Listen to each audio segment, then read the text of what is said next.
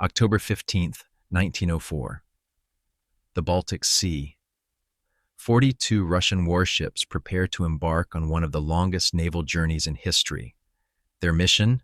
Sail 18,000 miles from the cold waters of northern Europe, around the entire continent of Africa, across the Indian Ocean, and finally to the Far East, to save Russia's war effort against Japan.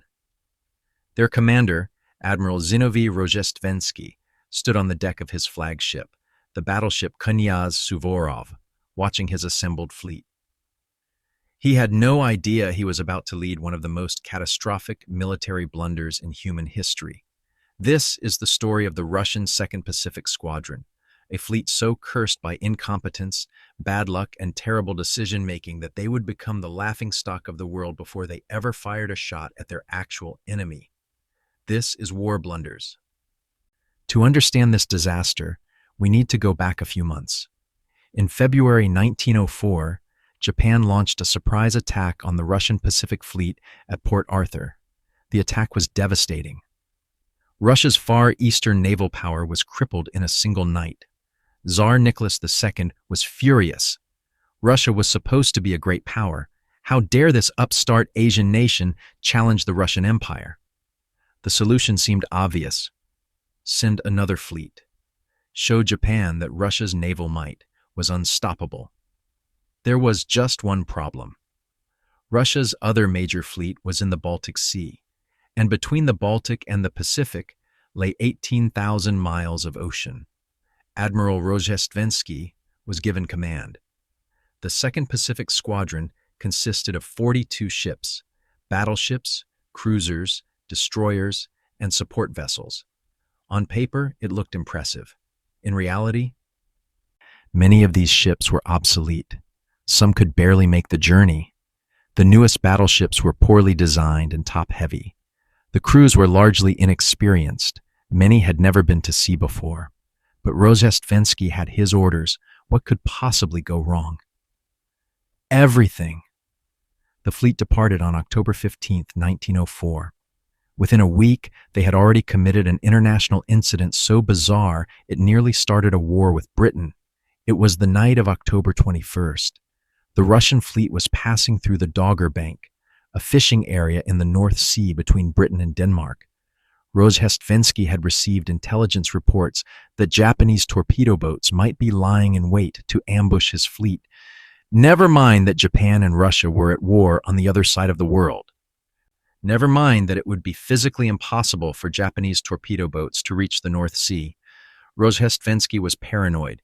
His crews were jumpy, and everyone was expecting an attack. And then they saw them. Small vessels, moving in the darkness, clearly hostile. British fishing trawlers.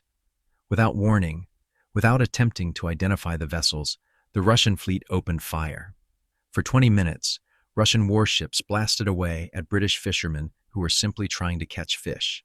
Searchlights swept the water. Shells exploded. One trawler was sunk. 2 fishermen were killed. The Russian ships even fired on each other in the chaos. When dawn broke and the Russians realized what they'd done, Rozhestvensky didn't stop. He simply continued sailing. The international reaction was immediate and furious. Britain nearly declared war on Russia. The Royal Navy prepared to intercept the fleet. Newspapers around the world mocked the Russians mercilessly. How could a modern naval force mistake fishing boats for torpedo boats? Eventually, Russia agreed to an international inquiry and paid compensation. But the damage was done. The 2nd Pacific Squadron was already a laughingstock, and they'd barely left European waters. If the Dogger Bank incident was an embarrassment, the journey that followed was a slow-motion catastrophe. The fleet couldn't use the Suez Canal. Britain, still furious, refused them passage. So Rozhestvensky had to take the long route, around the entire continent of Africa. This added thousands of miles and months to an already impossible mission. The ships were in terrible condition. Boilers broke down constantly. Engines failed. The vessels were so overloaded with coal that many were dangerously unstable in rough seas. The crews were miserable. Discipline collapsed. Sailors drank heavily. Fights broke out. Officers had mental breakdowns. The tropical heat was unbearable for men accustomed to Russian winters. And then there were the animals. Some ships carried livestock, chickens, pigs, even cows, for fresh food. One ship had a crocodile as a mascot. Another had snakes. The combination of tropical heat, poor sanitation, and live animals created health conditions so bad that disease spread rapidly. Men died, not from battle, from dysentery, heat stroke, and accidents. The fleet stopped at various African ports to take on more coal, a process that took days each time and left the ships filthy and crews exhausted. Rozhestvensky himself was becoming increasingly unstable. Known for his violent temper, he would scream at officers and threaten to shoot deserters.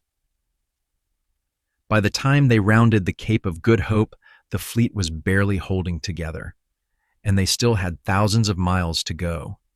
The journey across the Indian Ocean was even worse. More breakdowns, more deaths, more misery.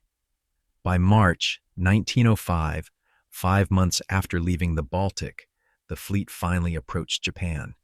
They had sailed 18,000 miles, lost dozens of men, spent a fortune, exhausted themselves completely, and now they would face the Japanese. May 27, 1905. The Tsushima Strait, between Korea and Japan. Admiral Togo Heihachiro, commander of the Japanese combined fleet, had been waiting. Unlike the Russians, the Japanese Navy was well-trained, well-equipped, and highly motivated. Their ships were faster, their gunnery was more accurate, and their crews had months of combat experience. Rozhestvensky's fleet was exhausted, demoralized, and sailing obsolete ships that could barely maneuver. It wasn't even a contest. The battle began in the early afternoon. The Japanese fleet used superior speed and tactics, crossing in front of the Russian line, a maneuver that allowed them to fire broadsides while the Russians could only fire forward guns. The Russian flagship was hit almost immediately. Within an hour, it was a floating wreck, on fire and dead in the water. Rozhestvensky himself was seriously wounded and took no further part in the battle. The Russian fleet fell apart. Ships broke formation. Some tried to flee. Others surrendered. A few fought bravely, but were hopelessly outmatched. By nightfall, the slaughter was nearly complete. Of the 42 ships that had left the Baltic, only 3 made it to their destination. 20 Wood-in Russian ships were sunk or captured. The rest were scattered or damaged beyond repair. The casualty figures were staggering. Nearly 5,000 Russian sailors were killed. Over 6,000 were captured. The Japanese lost only 117 men and 3 torpedo boats. It was one of the most decisive naval victories in history, and one of the most catastrophic defeats. The Battle of Tsushima didn't just destroy the Russian fleet, it helped destroy the Russian Empire.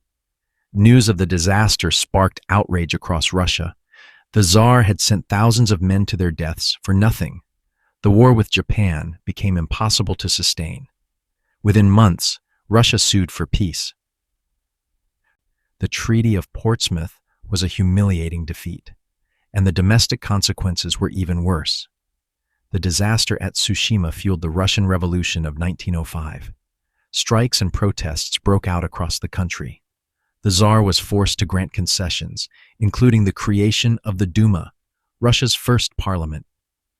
The seeds of the 1917 revolution, which would finally bring down the Romanov dynasty, were planted in part by this naval catastrophe.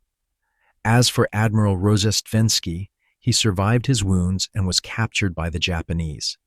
He was released after the war and returned to Russia, where he faced a court-martial. He was acquitted, largely because the disaster was so complete that blaming one man seemed pointless. He died in 1909, a broken man. So what can we learn from this disaster? First, overconfidence is deadly. Russia assumed their size and reputation would be enough.